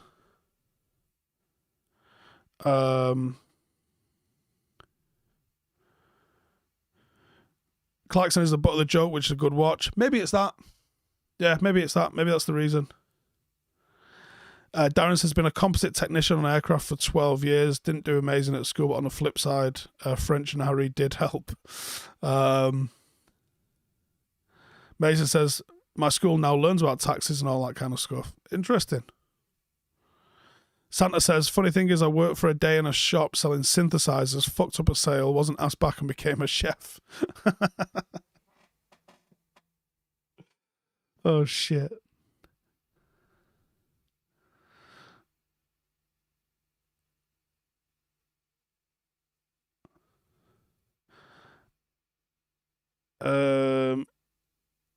Simon says, I applied for so much work experience and did every newspaper and radio station in Manchester, finished up being told to be welcome back to a job but then turned down because journalism turned.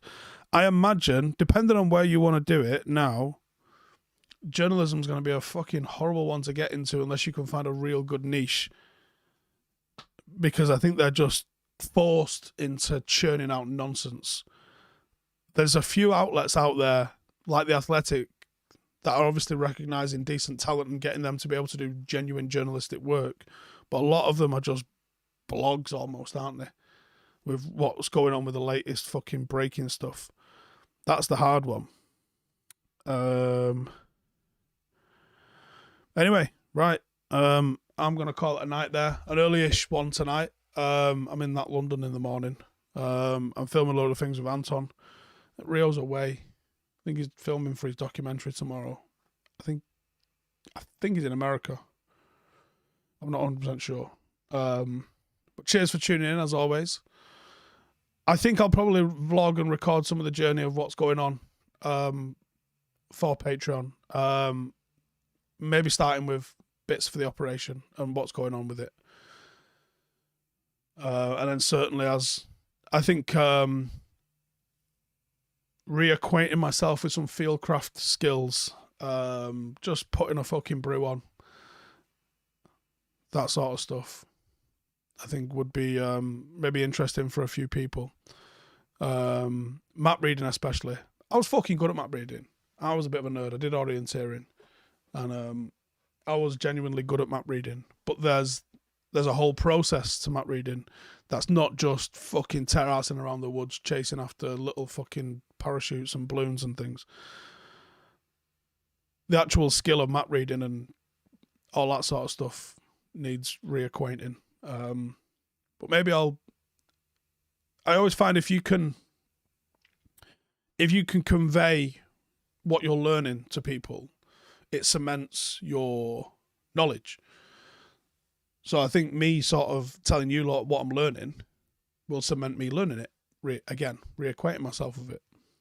So maybe I'll do a bit of that. So if you're interested in getting that extra content, or you want to see the fucking chaos that went down last night, after we finished, Janine stood on the table, that little pineapple. She was fucking just pouring drinks into it from like head height. It was fucking mayhem. So if you want to go check out how that went down and ask why everyone's fucking commenting borderline at the start of the episode, well, you can find out why on that. But we'll do the extra content and probably the rehabbing or me getting back to being that guy. But nice one. Catch you in a bit.